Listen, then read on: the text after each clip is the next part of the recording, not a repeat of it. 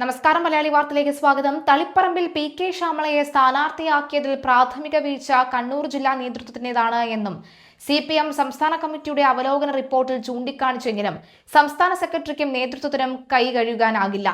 ശ്യാമളയുടെ പേരിലുള്ള പാനൽ കണ്ണൂർ ജില്ലാ സെക്രട്ടറി അവതരിപ്പിച്ചപ്പോൾ ഉണ്ടായ രൂക്ഷമായ എതിർപ്പ് യോഗത്തിൽ പങ്കെടുത്ത സംസ്ഥാന സെക്രട്ടേറിയറ്റ് അംഗങ്ങൾ സംസ്ഥാന സെക്രട്ടേറിയറ്റിൽ റിപ്പോർട്ട് ചെയ്തില്ല. വിയോജിപ്പും വിമർശനവും സംസ്ഥാന സെക്രട്ടേറിയറ്റിനെ അറിയിക്കാമെന്നും ജില്ലാ സെക്രട്ടേറിയറ്റിൽ വ്യക്തമാക്കിയ ശേഷമാണ് വാക്കുതെറ്റിച്ചത്.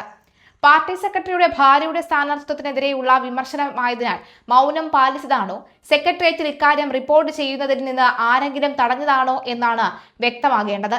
സംസ്ഥാന നേതൃത്വത്തിന്റെ ഭാഗത്തു നിന്നുണ്ടായ പ്രാഥമിക വീഴ്ചയുണ്ടായതെങ്കിലും അവലോകന റിപ്പോർട്ടിൽ ഇത് ജില്ലാ നേതൃത്വത്തിന്റെ തലയിലാണ് ഇട്ടത്. ജില്ലാ നേതൃത്വം നൽകിയ പാനലിന് അനുമതി നൽകിയെന്ന വീഴ്ച മാത്രമേ സംസ്ഥാന നേതൃത്വത്തിനുള്ളൂ എന്നാണ് കണ്ടെത്തൽ. ജില്ലാ സെക്രട്ടേറിയറ്റിന്റെ എല്ലാ നിർണായക യോഗങ്ങളിലും പങ്കെടുത്തിരുന്ന സംസ്ഥാന സെക്രട്ടറി MV ഗോവിന്ദൻ സ്ഥാനാർത്ഥി പാനൽ അവതരിപ്പിക്കുന്ന യോഗത്തിൽ പങ്കെടുത്തില്ല. പാർട്ടി സെക്രട്ടറിയോട് ആലോചിക്കാതെ ഭാര്യയുടെ പേര് കണ്ണൂർ ജില്ലാ സെക്രട്ടറി സ്ഥാനാർത്ഥി പാനലിൽ ഉൾപ്പെടുത്തുമെന്നും കരുതാൻ എളുപ്പമല്ല. ജില്ലയിലെ ഏക വനിതാ സ്ഥാനാർത്ഥി ഇത്തവണ തളിപ്പറമ്പിൽ ആയിരിക്കുമെന്ന ആമുഖത്തോടു കൂടിയാണ് ജില്ലാ സെക്രട്ടറി KK രാഘേഷ് പാനൽ അവതരിപ്പിച്ചത്. പേരിനോട് സെക്രട്ടറിയും മറ്റൊരാളും ഒഴികെ എല്ലാവരും വിയോജിച്ചു. വനിത വേണമെങ്കിൽ N സുകന്യ ആയിക്കൂടെ എന്ന ചോദ്യം പലരും ഉയർത്തി.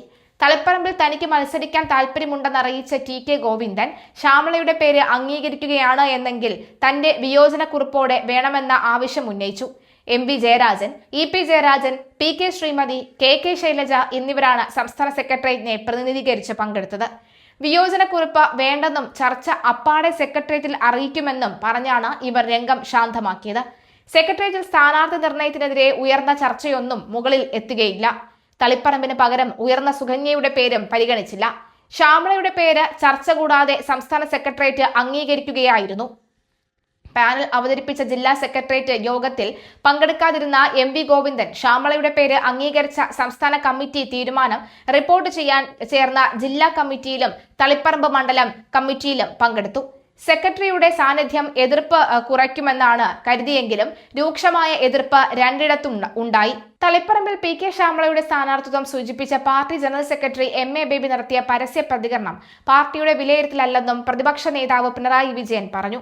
ശ്യാമളയെ സ്ഥാനാർത്ഥിയാക്കിയതിൽ ഗോവിന്ദൻ ഔചിത്യം കാണിക്കേണ്ടതായിരുന്നു എന്നും സൂചിപ്പിച്ച് മലപ്പുറത്തെ സെമിനാറിൽ ബേബി നടത്തിയ പ്രസംഗത്തെയാണ് പിണറായി വാർത്താ സമ്മേളനത്തിൽ തള്ളിയത്. തെരഞ്ഞെടുപ്പ് തോൽവിയെക്കുറിച്ച് പാർട്ടി വിശദ പരിശോധന നടത്തിയിട്ടുണ്ട്. ജയിക്കുമെന്നും കണക്കാക്കിയെങ്കിലും പരാജയപ്പെട്ടു. അതിന്റെ കാരണങ്ങൾ പരിശോധിച്ച് എല്ലാ വിശകലനത്തിലേക്കും പോയി.